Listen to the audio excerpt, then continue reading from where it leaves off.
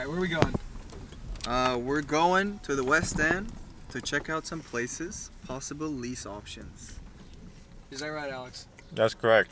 We're finding a new home for our little cult.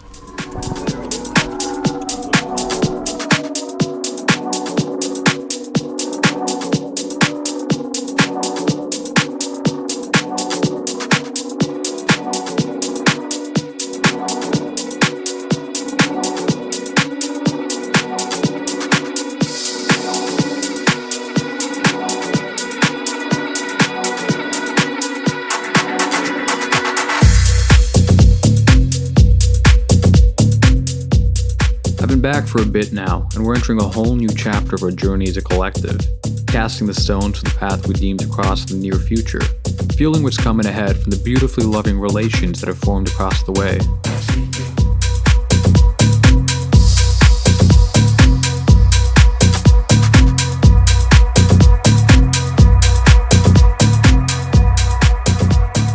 There's so much to do, but never before have I felt so eagerly excited for what's being crafted.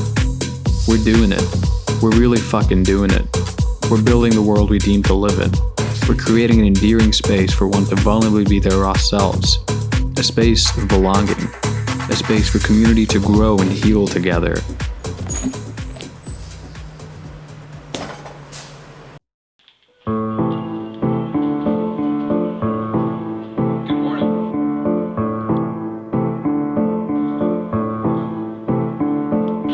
You ready to go? Let's go. Where are we going? What do you mean you don't have Warhammer convention. We're going to a Warhammer a convention. Warhammer convention? For nerds. Hey, you're dressed like one.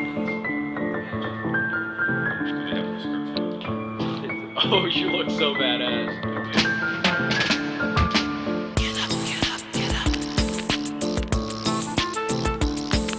What do you wish, I Alex? wish to be Jewish, and I wish to be a lesbian.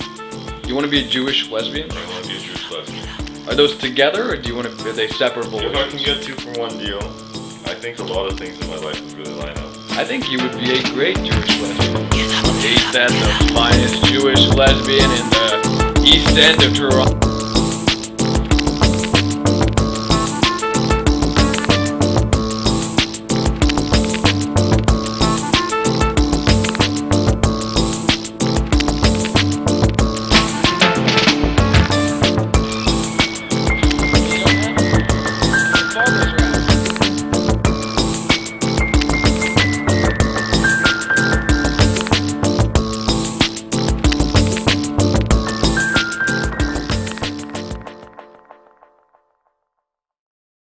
My buddy Marcus loves Warhammers. They're these little plastic figurines that he paints and then battles other grown men with. Back in February, I crashed at a spot in Montreal, and to thank him for hosting me, I acquired one of those teeny dolls and gave it to him. Well, what the hell is that? Trâčkli. Limited edition. Warhammer. Where the fuck did you get that? I got this for my friend over here. Wow. So thank you for letting me crash. Really? He's one of my closest comrades, and seeing the guy happy put such a big smile on my own face. We found out that he was part of a tournament of sorts. Being a loving, supportive friends we are, we had to go surprise the guy and see him in his nerdiest, pure form.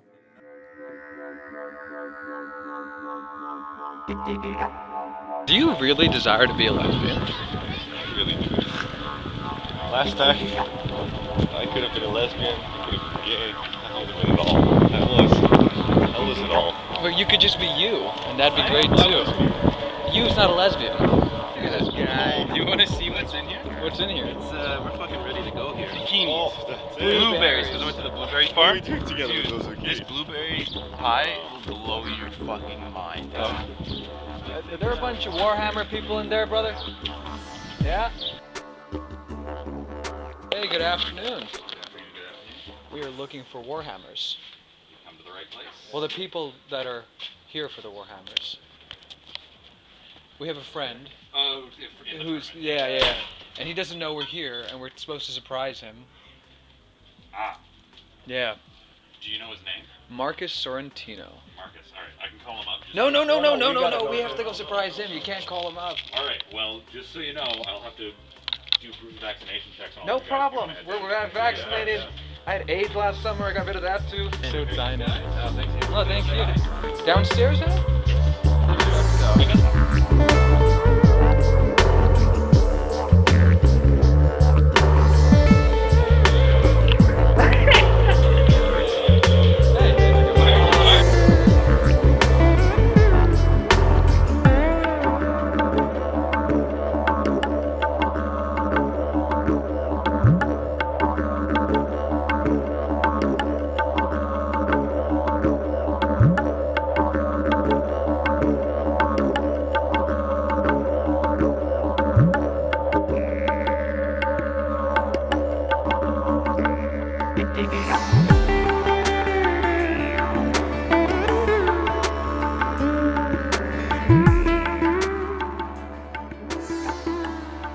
We're on the way to Oakville right now. We're about to have lunch with Ryan's parents. We're gonna go visit his childhood home. Now, I've known him for like 2.5 years now, and I've never gotten to see the roots that formed who he is today. We're about to step into a whole different type of Canadian life, and god damn am I excited.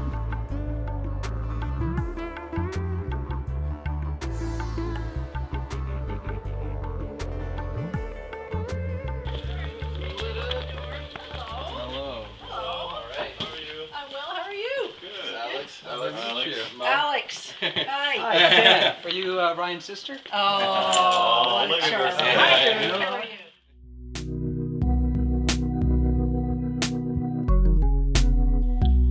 And this is the map of all places when color-coded.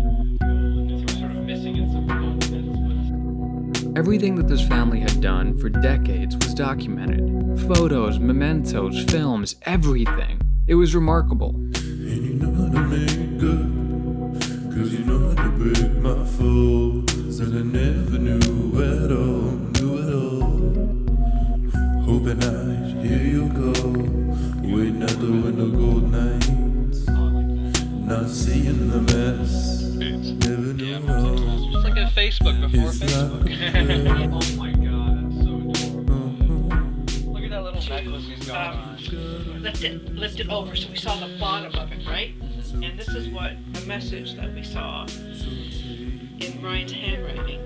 When I was a child. Mom is a asshole. Yeah, or I think it's supposed to be a big asshole. Now he wrote that apparently when he was Very mad at later. me. I never knew about it until the table went into the garage. How many years later is it? Oh gosh. At least 50. Yeah. And you don't still feel the same way now, do you? No, no, no. Okay. No, I no, hope we're not. cool now. Oh my. For the last couple of years, Ryan's mentoring the Kilburn Olympics. It's a week-long event where his whole family, his whole entire family, plays a variety of different games and sports, and they compete with each other for a trophy. We finally got a glimpse at that, and it turns out he's not crazy, and it's a real thing, and it seems like a fucking blast. We had some great garden chats, ate some splendid kebabs, and heard tales of our goody two-shoes Ryan pouring lighter fluid on his skateboard and doing kickflips with the wheels on fire.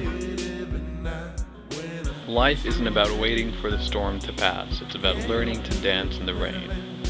I like that. I suppose as we met Ryan's parents, we got to meet Ryan once again. We walked into a home and also a live-in museum. It was evident that they raised him with love, and they shared quite a lot of that with us over our time there. And as Mr. Kilburn said while we were heading out, nice people like you are always welcome here. So I guess now, we too feel part of this Canadian family.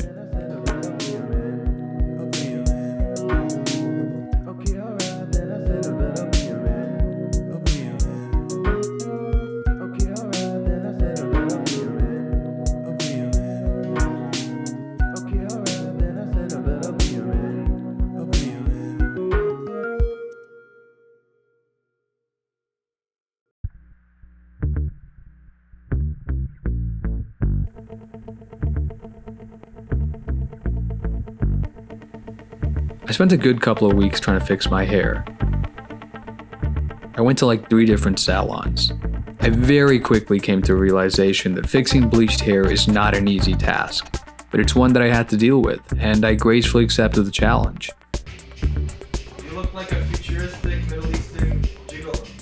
I gotta say, my couple of weeks as a ginger Indian man really did show me that I have true friends, that somehow still wanted to spend time with me even though I look like a Lord of the Rings character. I finally did end up going to a colorist, and she said it was one of the most satisfying jobs she's done in quite a while. And eventually I was back to my comforting black beard and eyebrows. I felt like me again, but maybe even a tad sexier now.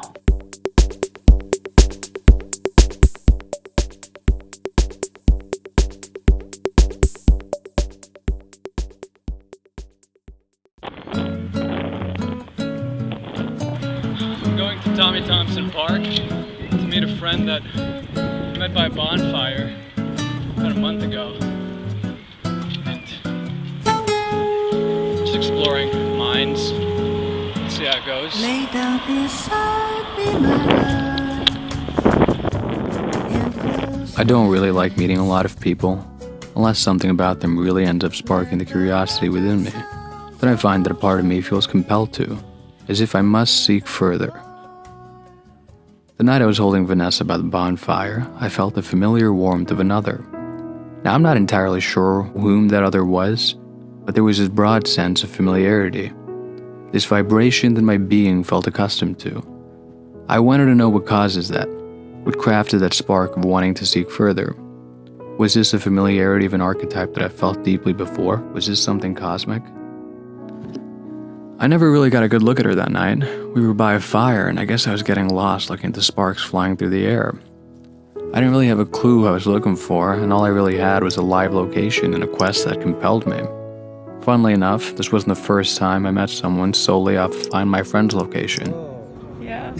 Which raises another question on the action that's propelled through the familiar.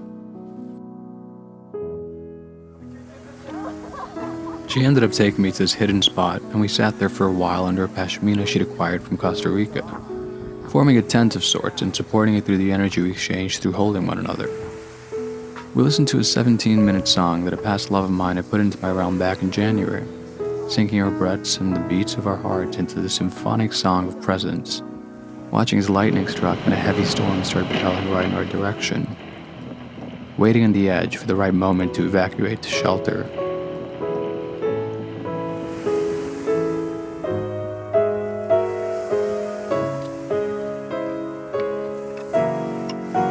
A part of me wondered if I'd lived this before. Moments of the energy we exchanged very much did feel familiar, yet at the same time were very much uniquely new to this moment right now. We ended up finding shelter in a tree she'd known, climbing from branch to branch and chatting about what it means to hold love for another, chatting about the boundless forms of love that one has and the struggles limiting that love for another. We chatted about polyamory and how for her it felt like a liberation from a cage she once felt she was trapped in. She told me stories about weddings she's photographed and tales about her mother finding loose buttons everywhere after the passing of a loved one. She felt as if it was some sort of communication from the beyond. We put our ears to a rugged branch of that tree and tried hearing for its name. I heard gazpacho and she heard willow. We settled on gazpacho willow. It was a lovely tree and a confluence that I suppose that was very unique to the interactions of our own independent varying flows. I suppose we're never merely just archetypes, and the closer I see the other, the more I'm able to see the vastly different intricate strokes that form their own individualistic beings. Although her warmth had felt familiar, it radiated with its very own distinct beauty, the product of a culmination of experiences and outcomes in life that led to a similar energy, yet something vastly new in its own way.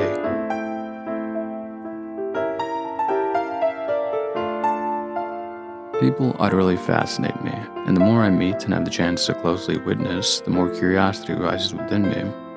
This world seems to have an abundance of love, and it appears that it comes in shapes, sizes, colors, and scents that I've never tasted prior, nor even knew could have existed. At the end of it, it seems that life's greatest gift is to experience, and that's something that I find that I value every day. To be woven with existence is all there is.